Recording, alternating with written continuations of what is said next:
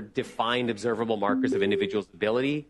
And these are based on the CanMEDS roles. And I will show you the beautiful flower from CanMEDS in a few minutes because that still exists. And an entrustable professional activity is an essential task of a discipline that you trust an individual to perform. I think a little easier if you think about it in terms of procedures or surgical specialties, just to get your head around it. So if you were to think of, for example, line insertion, there may be several discrete milestones that are required for an insertion of a line. So it may be in a communication standpoint that you actually speak to somebody and get consent. There may be medical expert tasks that you clean the skin properly. But at the end of the day, the entrustable professional activity is, could you establish central venous access? And if you can do that, the assumption is you've done all the milestones, right? So you take all these milestones and they all fit nicely into this EPA box, and that's what we're assessing. So you don't necessarily need to assess individual milestones. You need to assess the bigger task. The milestones fall into that, and if people are having trouble with the full task, you can then break it down into the milestones and see where the issues are. But really, it's that whole task that we're looking at, trying to get people competent to do, okay? And so as I promised, it is the flower now, right, Peter? Is that what we technically call it? The flower? Yeah. So all of these still exist. So they haven't thrown CanMEDS out, because one of the concerns at the college level was that you've spent a lot of time putting this together with CanMEDS, and now you get rid of CanMEDS. So still at the center is your medical expert, but you'll see as we go through some of the actual EPAs from nephrology, and I'll show you some of those later, that different aspects of the CanMEDS competencies still come up. So you still need people to be scholars and collaborators and professionals, but obviously the medical expert is at the center of that, as it always has been. Okay. So again, the EPAs are the practical aspects of doing the job, right? So just clinically relevant things, and you'll see as we get through that it's evaluation of things like AKI, it's admitting transplant patients, it's dealing with immunosuppression. Those are the actual discrete tasks that at the specialist committee we have decided are important to be a nephrologist. Okay, so again, those milestones then break down the little pieces to work through that, and I think I already went through this, that if you actually perform the EPA successfully, the assumption is you've done the milestones, right? But if there's breakdowns, you can dive down a bit deeper. So where are we? The objectives of training, your documents fills into competencies to graduate. You look at those EPAs and milestones that fit into a pathway, and that all comes through. And these are really college things that most people don't have to worry about unless you are the program director and get subject to a review. Then you have to have all of these documents and figure all these things out. So how do we assess people? Because really that's the change. The hope is that we've actually been doing this. It's just that we tighten up the assessments. And so the real focus is that we do it in the workplace on discrete clinical tasks in real time, and that they're used for learning. We want people to demonstrate competence, and there will be distinct promotion from one stage to the next. Okay. We hope, the college hopes, that it's going to just fit into clinical work and stuff that we're doing real time anyway. I think it will create more work, at least in the short term, but the hope is that it's work that's integratable, but it will cost us a little bit of time. So, you know, the thought is also to think about some of those global integrative assessments, right? So at the end of the day, when you look at an EPA, and if you say somebody did the task and they did it well, nobody cares that you go back and check off all the milestones, because they did the task, so we assume that it's all done well. Versus a bit of the disconnect for the ITER when you know somebody was a good, competent trainee, and then you have to go back and say, you know, did they understand the principles of hypertension? Did they get acid base? Well, you know they got it, and then the ITER doesn't really correlate, because now you're asking for these specific things when you've made that sort of global assessment. And so hopefully it will be more intuitive. Two things that we have to bear in mind is that there's two different types of observations. There's direct observation, so these are in the room. These are, you are there watching the trainee do it. Now, there's very few of those that we've put into nephrology, because if you build a lot of those in, the assumption is that if you want to see somebody make the assessment for AKI, for example, then you're going to be in a merge with them in the middle of the night, watching them do that history and physical and make those decisions. And so we didn't feel that that was necessary. The feeling was that that can be reviewed as an indirect observation. There are a few things that require direct observation, and I'll walk you through a few of those. But again, this is not, the goal wasn't to change the way that we work currently, but rather to just focus our assessments. Things that you want to do in a coaching standpoint is, encourage residents to continue things that they've been doing right, start or stop things like anything that you're doing, teaching any discrete task, teaching your children to tie their shoes. If they do something wrong, you'll stop them and say, hey, stop that, try this. So same kind of idea. And then opportunities to practice. So again, if you go back to the line, if they're putting a line in and they do something wrong, you stop them, you redirect them, but you give them a chance to do it again. And so it is that if you practice and try those competencies over and over again, the hope is that you will actually get good and be to a situation where you're independent to do that. How do we actually record this? And what are you going to have to record when you download the app? And we'll get to that bit. So it uses an entrustment scale. And I guess that sort of flows into the entrustable professional activities, that where do you get to? And so sort of 5 little spots there. And the next slide will show you a few more details. Is I had to talk them through. I needed to prompt. I needed to be there just in case, or I didn't need to be there. The goal is that the trainees get to a spot where you say, I didn't need to be there.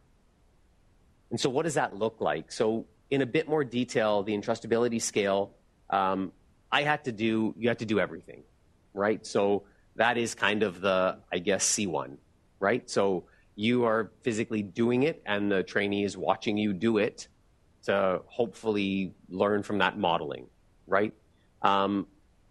They can do it with constant direction, as I had to talk them through, right? The prompt from time to time is they're getting there, but not quite there. You need to be in the room just in case, where you're missing some of the risks. So maybe someone has, talked to somebody about immunosuppression and have come up with the right steps of immunosuppression, but haven't really walked them through the risks of what that looks like. So you felt like you needed to be there just to add that little bit of information to it, to the point where the last line, which is where everyone needs to get to in order to successfully pass those EPAs, is to, I did not need to be there. Okay. So how do we actually do this, and how do we build it into our days? You're going to get a few ways to do it. So one is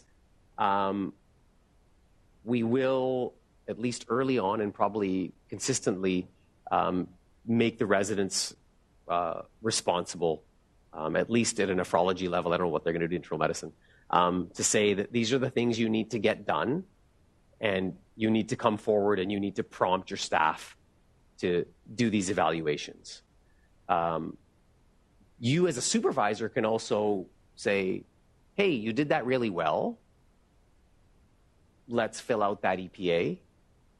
Or you will get stuff from us as well. So, say me, but it's Tammy. We'll be sending out notices as we assign EPAs, and you'll see that I've a bit later I'll show you where I've done some linking of some mapping of the EPAs to the rotations, so that you'll see what comes through.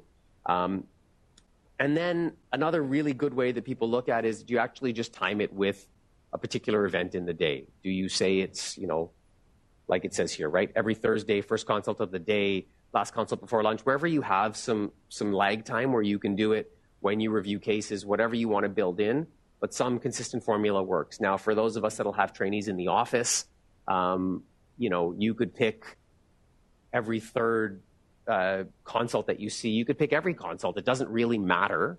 But that's a really good opportunity when you have that gap to review the consults where you can go over what those issues are. And that works as indirect observation to get that accomplished. So you'll be on your phone jotting stuff in instead of talking and saying, hey, you did great. Or there's a spot to change. So yeah, hopefully that will come through. I had something else in my head and it's gone, so I'll just skip it. Oh, haha, it came back to me. The other thing is too that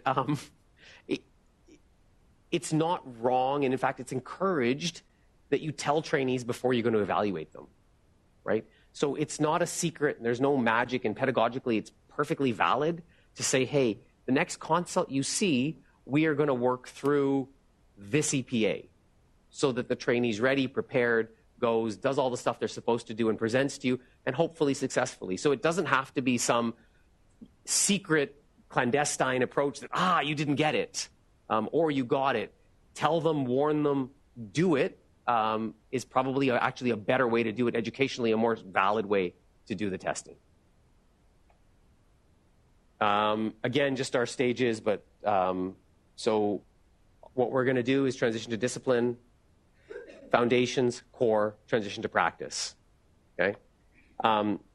So getting a bit more specific into what we're going to do in nephrology. What are the EPAs at transition to discipline? There's only 2 of them at transition to discipline. So there's assessing patients with known kidney disease and identifying unique concerns. Really, this is sort of a check-in.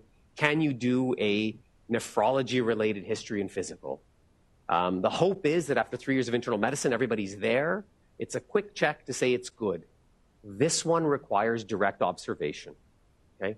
In the first year, this will be something that I will do with the 3 trainees in an office-based environment, have a consult come in. I will sit in the corner and watch them do a history and physical. Not the way we normally practice, and that is a bit of a change, but that'll be sort of the first start. And then Claire and JJ have been doing a lot of work getting together a little emergency look, and that can be done in simulation. So some of that now is sort of an orientation and sort of a skill set where you want to say, how do you get a hold of the hemodialysis unit? How do you get someone peritoneal dialysis in the middle of the night? What happens when a transplant comes in? So do you actually understand the semantics of what it means to do nephrology? Because how do you transition to a discipline when you don't know that? So a lot of this is sort of orientation and check-in, so not super complicated, thought to be a very short time frame. And we have sort of a 2-week block set out where there'll be some orientation stuff, a few of these simulations, a couple phases to get through it, with unique flavors to the hospitals, just so that when you send the trainees out, they now feel like they are nephrology trainees, and hopefully we feel more comfortable. Our foundations is going to be 3 to 6 months. Simplistically, foundations is acute medicine. It's that first 24 hours. It's that seen and emerge. Do you have a plan until morning when you can review with staff? That's all we're really looking for in foundations. Now, it encompasses a bunch of different aspects of what we do, but really just the initial plan, as well as the ability to follow a pre-printed order set. So not super complicated. So for example, admitting a transplant with a pre-printed order set. For example, writing initial hemodialysis orders for somebody on a PPO. No longitudinal stuff really in foundations. Some of the stuff that we looked at the college level in meetings were, where are you in terms of what does it look like? And I won't show you all of the EPAs, but this is basically sort of what we looked at. What are things that you'll see on call, AKD, CKD, urgent starts, overdoses, other emergencies, end-stage kidney disease patients admitted for hip surgery, for cardiac surgery? Can you just take care of that initial thing? And then some of the outpatient stuff as well for acute complications in foundations. Could you treat a peritonitis? Could you deal with a line infection? You don't have to do longitudinal stuff. Now someone's had a peritonitis and they're getting EPS, and can you deal with that? That's not really a foundations thing, but that'll come through in core. That's pretty similar to what we talked about.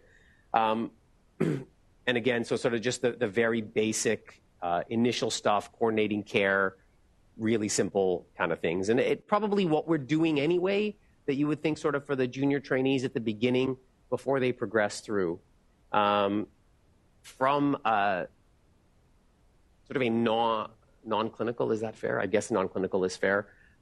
Looking at the development of a scholarly project, getting that started, because this isn't something that you feel like, while it may not be a foundations EPA, if you don't start it, you'll never get it done by the end of core. So developing that proposal for a scholarly project and working on personal learning plans. As we get into core, the bulk of our training, so now we're looking at 12 to 18 months. Again, the real focus is comprehensive management. The participation in QI committees was an initial thought at the college, and whether it's actually QI committees or it's your scholarly project, it's something that gives you that, a bit more than just doing the clinical work. The intro to the role of the director is to see how programs work, at least see what it looks like to run your transplant program. How do you coordinate a few of those things?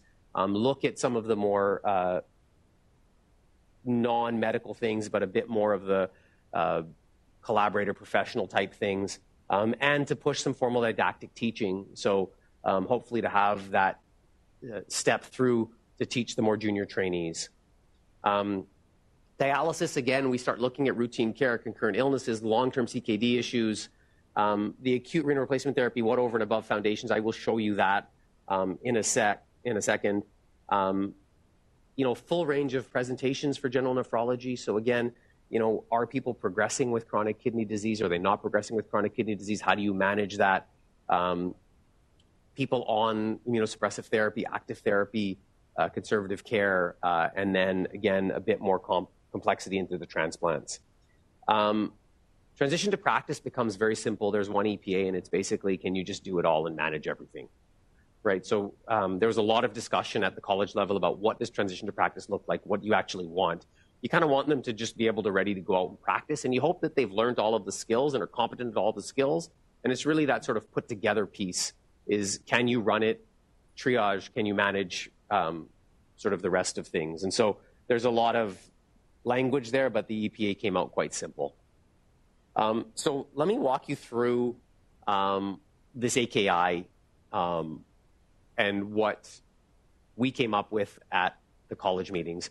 And the reason I've chosen this AKI one to show you is because this is going to show up in foundations and it's going to show up again in core. And so it's sort of a progression of what happens. I apologize that it's small, but there's a lot of writing. So basically in foundations, you want an initial diagnostic approach, and I think really that's the key in foundations. What's your initial diagnostic approach, as well as initial orders for treatment of complications of somebody with acute kidney injury, so fluid, electrolyte, nutritional management, adjustment of medications. And what you want is patients that require renal replacement therapy and selection of appropriate modality, but we're not concerned at this level about monitoring of renal replacement therapy. Any etiology of AKI in any clinical setting. So you just need to see an AKI. So we've opted that this could be indirect observation, again, with the thought that if this happens on call in the middle of the night, you don't want to be called in to say, hey, I'm seeing this AKI, can you come and do my EPA? Because you won't. Both native kidneys and transplant kidneys, different etiologies. At the end of the day, we want 3 observations of achievement. So that's 3 successful observations. One from at least one of transplant and one of native kidney, and ideally a variety of case mix, right? You don't necessarily need to put these people on renal replacement therapy, right? Because your AKI could be a post-renal AKI, and you identified that and got the Foley catheter put in and they recovered. And that's good. You don't have to worry about the long-term post-ATN diuresis or whatever else happens. Just get them through that initial stage.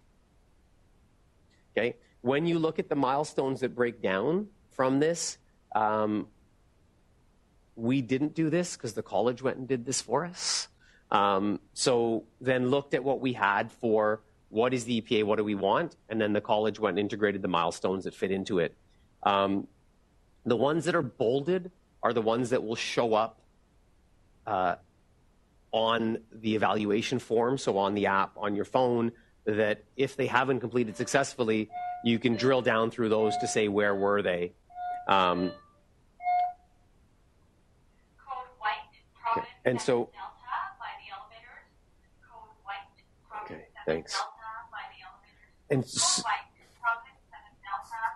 so again, most of these are medical expert and a few collaborator issues in there as well. Okay. So as we go through that same EPA, and now you expand that into core, right? So we're going to build on the competencies of the foundations to come up with definitive diagnostic plans. So did you want to biopsy the patient? Did you want to start immune modulating therapy? Did you want to stop immune modulating therapy? Did you want to continue dialysis? Did you want to change modes of dialysis? Where were you? And again, all of those questions show up, and there will be some details that you need to fill in. This becomes a lot more now, though, right? So now we're looking at 8 because the feeling is that this is actually a really large part of what we do. So you want 3 people that needed biopsy, 3 people that needed renal replacement therapy, 2 people that required immune modulating therapy. And again, lots of different ways to pick these patients up, right? Office patients that present to you urgents in the office who you decide to biopsy and treat count, right? Transplant patients who've had their transplant and get an acute kidney injury and you decide you biopsy and increase their steroids, that counts. You just need to capture what you've done and where that fits in. Again, lots of stuff from the milestones. Oh my God, I should know this stuff, right? That will show up for the EPA. There's a second part to this, and there's a second part, which is the communication part to this. So we actually have the, can you do the medical stuff, and then the communication part. The communication part requires direct observation. So we would expect the nephrologist to be in the room with the trainee, listening to the trainee, discuss with the patient. Yes, you need to start dialysis. Yes, you need a kidney biopsy. Yes, we're going to start this therapy. And what are the requirements for that? What do you need done? Because I think that's one that you can't say, hey, I talked to the patient and told them about X, Y, and Z, something that you probably need to be there to actually observe the trainees do. The next one I'm going to show you is one that was a little bit controversial in terms of the setup, and that was regarding immune modulating therapy. And the reason it was controversial is there was a big debate as to whether or not transplant should be separated out and the immune modulating therapy should be thought of as transplant and non-transplant. And the ultimate decision was that it actually came together because there's commonalities of immune modulating therapy. So again, what we will want to collect on this is that you want different types of patients. So you want native kidneys, you want transplant kidneys. And we wanted 4 observations. And this one, we've actually specified that you want 2 assessors. So the feeling was that if everything you did was just done in transplant, you might miss nuances of GN and other immune modulating therapy. So that we wanted there to be at least someone else to look at it. You didn't want it to all be your office patient. So some variability in the assessors. But again, we'll work through all of that. And again, you wanted, some of the milestones that come out of it, disease progression, effects of treatment, increasing, decreasing immunosuppression, treatment plans. There are some collaborator stuff so that if, for example, you're in transplant clinic and someone's got a BK virus and you're discussing with your ID docs, how do you collaborate with that? How does that work? Alternatively, in the office, it's lupus patients who you're collaborating with a rheumatologist. Where do you make those decisions? How does that come in? So all of those things still come in, and things that we'd expect you to do, we just want you to actually document where that comes. Okay, so now the fun part. How many assessments are we doing? So there are 2 EPAs in transition, 11 in foundations, 22 in core, and 1 in transition to practice. Remember that some of those in core require multiple observations. Some of those in foundations require multiple observations. So at the end of the day, we're actually looking at 100 successful observations in order to get through the range of your training, okay? If you will assume that 3 months of that is transition to practice, and you're gonna give some fellows some time off for vacation and holidays, we're now looking at least 1 successful observation a week and probably closer to 1.5 or 2. So there will be a requirement that we are on top of stuff doing evaluations on an ongoing, regular basis. Of course, as we do it all electronically and online, the other beauty is that everything is now date and time stamped. So from a programmatic review, the college now knows when these observations were done. So if on day 29 of the rotation you decide that you're now going to fill in all of the EPAs, the college now knows, and that won't bode well for our external reviews. So there is work to do. Hopefully it fits in with your day-to-day work and you can see it and get it done. Some of us raised concerns over this number at college meetings, but it wasn't heard. But the group generally felt that this was important for what needed to be done. So it is not a static document. The document will live and breathe. The EPAs will change, but it's going to be a few years before anything changes because I think we're just trying to get our heads around what is it going to look like. So in terms of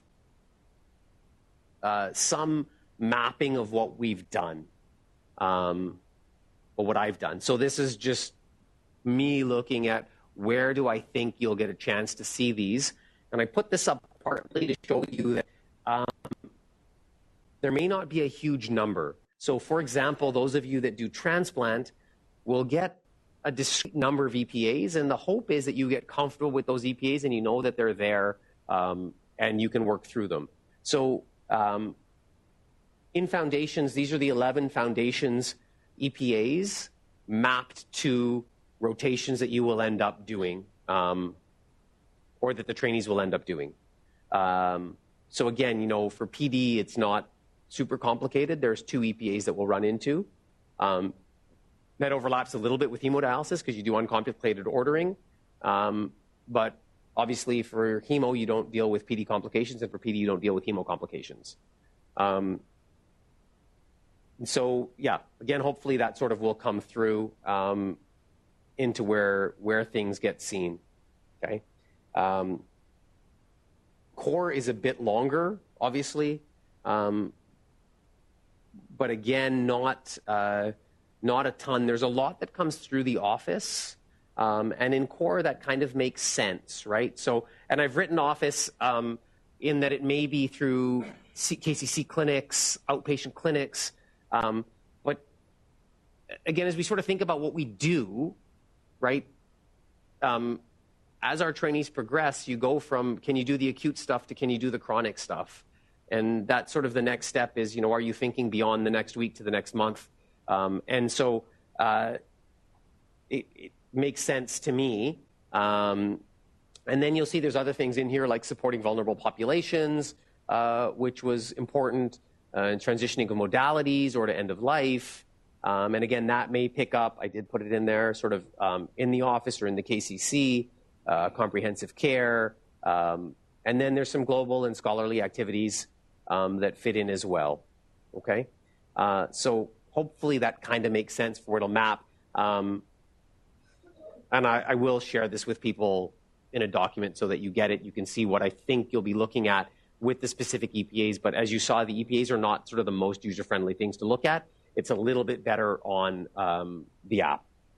Okay, speaking of the app, there's the app. I know it's on. Yeah, so if you just go ePortfolio in the App Store, you can get it. My hesitation was whether it's available on Android or not. And I thought it was, and then my kids asked me, and then I wasn't sure. So definitely on available in the App Store, and everyone should download it. You're going to need to know your college ID, and you're going to need to know your college password. And as best I can tell, you can't actually save your college password, so you have to put it in every time. I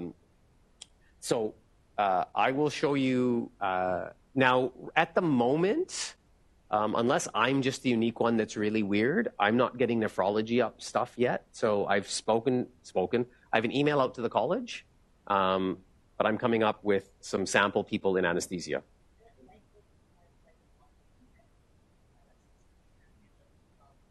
Okay, we'll get there. So the college has it. They should have had all that information sent to them by the 31st of May, because Tammy sent it all. But they're uploading all the programs, and they'll upload all the EPAs. The sample that you're going to look at, and yeah, okay.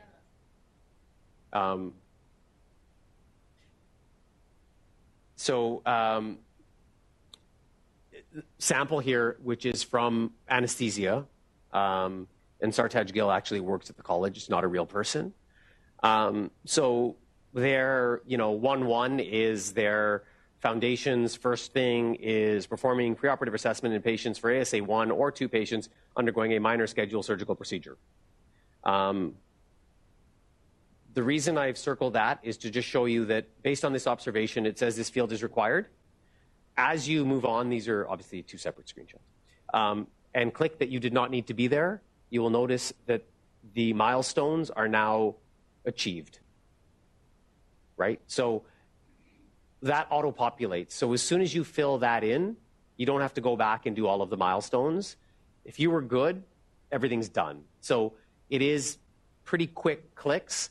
There are a few things as you come down. I didn't give you all of the screens to show you as you come down what else is there. So you need to say what was the type of the procedure, just some data collection, so that when it comes to the competence committee and you say, well, I needed you to see, 1 knee surgery and 1 hip surgery and 1 wrist surgery, that you go, okay, you got all of those things, right? And so when we talked about case mix, so did you need to see a native kidney, a transplant kidney, just so the competence committee can see that. Okay. So that it actually looks like it'll work reasonably well if we can get nephrology loaded, and they will load it. I will bug them some more to make sure that it's done, obviously before July 1. So the competence committee, and what is the competence committee and what happens to all that information? So now we're going to have, at least 100 data points on each of our trainees. And probably more, because there'll be some unsuccessful ones that come through, and that's okay. And so it goes to the competence committee. And so the competence committee will be chaired by Dr. Peter Neufeld, who doesn't know that he volunteered to do this, but he did. No, he knows. I don't think he knew the depth of what he got into. So they don't want the program director to chair that committee. I will sit on the committee, and you can see that the membership, they offer to have some external members. I don't think we're actually going to do that, at least at first glance,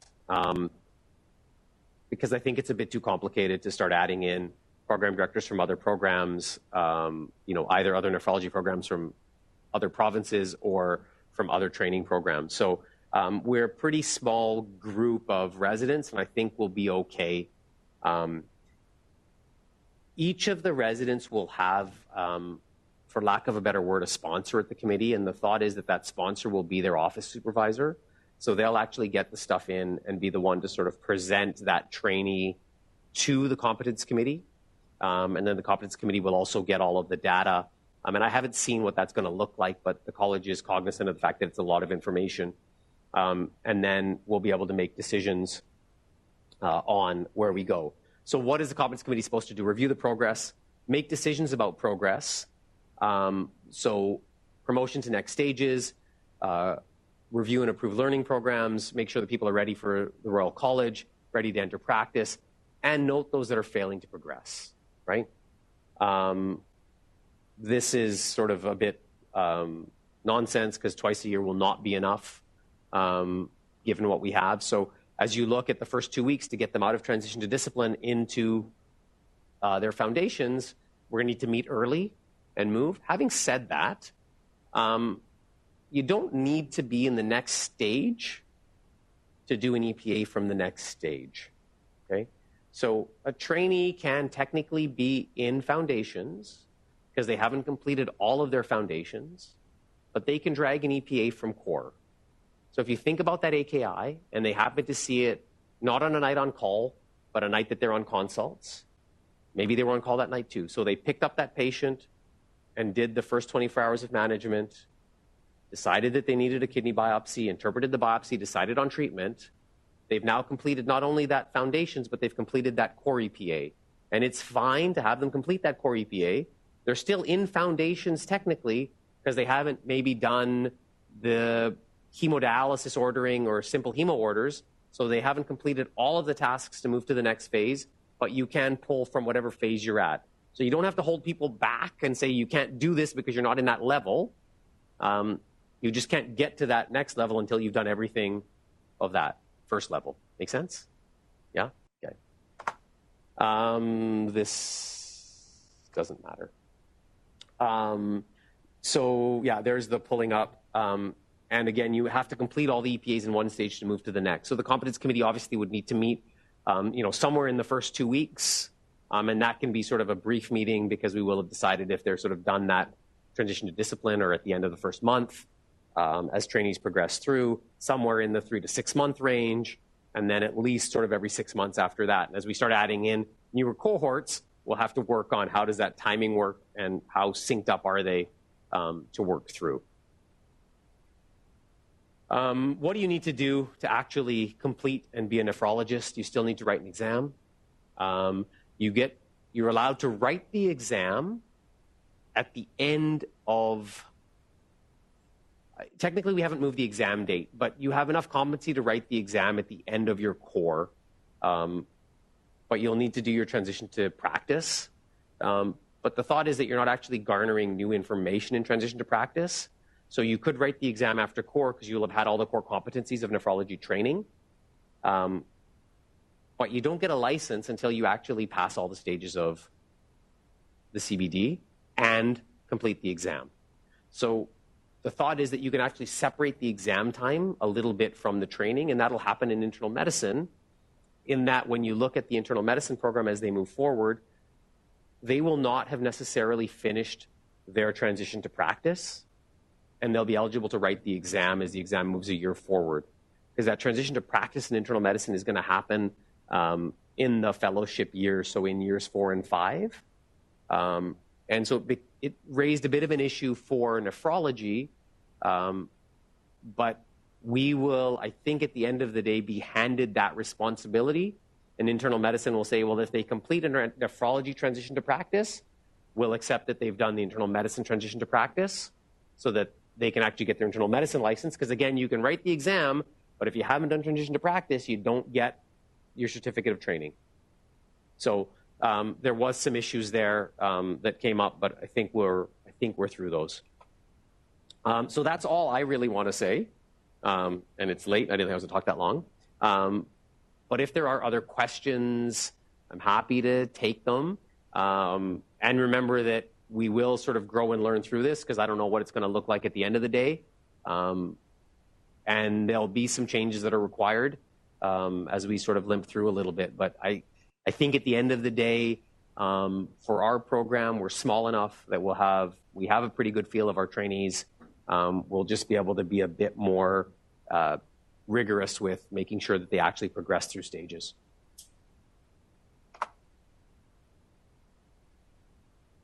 Thanks. I don't know if anybody out there has anything to say. Abid, I have a question. Fire away. I'm probably going to use the terminology all wrong. The EPAs, we have different EPAs that the resident has to complete, and there's a number of observations we have to see with each EPA. Correct. That ends up that 100 yes. Right number. Now, with the app, like we don't know what stage the residents will be in, right? And so will the app just say you don't need to enter this EPA because they've already completed the number that is required? No, you can still do them. So they're all at least. So even if they've done 3 successfully and they can do another one, the app will tell you what stage the learner's at, and the learners will know what stage they're at. So hopefully they will talk to you about where they're at and what they need to do, and so say, the look, residents will track themselves. Correct. So their scan on their Royal College login will actually show them what stage they're at, and they'll know what they need to accomplish. So they will say, well, I've done, my foundations of hemo, and I need to do the core 2, and you can walk them through that. Okay, thanks. Do you need I didn't have to be there to be successful? Yes. You do need to get all the way to I didn't have to be there to be successful. Yeah. Can I ask a facetious question? Just like the surprise question. I understand why this comes about, in the sense that you need to document, you need to show the world that we are doing the right things, that we are sort of not passing fellows for no reason or for no solid grounds. How is this program going to be monitored and assessed? I mean, will you, at the end of the day, also compare with a question? Will you be surprised? Will you be doing the same thing if you just say from your gut that the fellow you're letting go to practice on his own, or his or her own, is competent? Why don't you just compare with this question? Will that be done? You'll have to ask the college that one. The reality is that it's come from the educators at the college to decide that this is the way to go. Looking through other programs, they've determined that there is a need to improve the accountability for the educational process, and they've done it with community stakeholders as well. Whether it's the right thing to do, I don't know. Is it the thing that we're doing? Yep. Yeah. All right. On that happy note, thank you, everybody.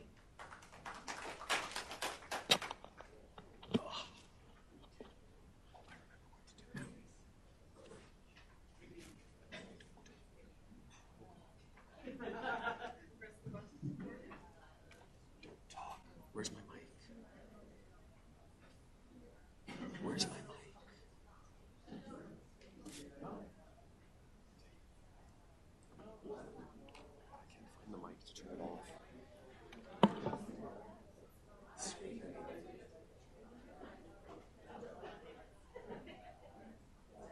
Are you finished the presentation?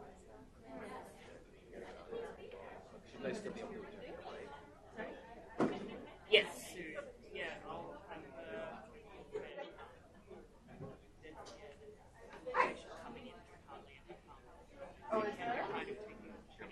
Yeah. Okay. Okay. Yeah, I need that unless he's culture conscious. He needs a line. Okay. You haven't seen Peter Meyer's culture this morning yet. You got in really Okay. Probably in the floor. Okay. Thanks, Gary. We get a confirmed back unless it's positive. Okay.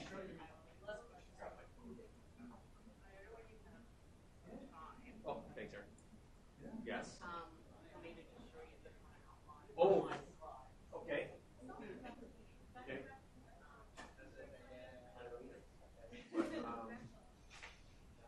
We will see. What do you do that? Let's do that. I was more concerned about the fact that it comes wrong, because then I really be more inclined to look at it. Not really that doubtful. But thank you.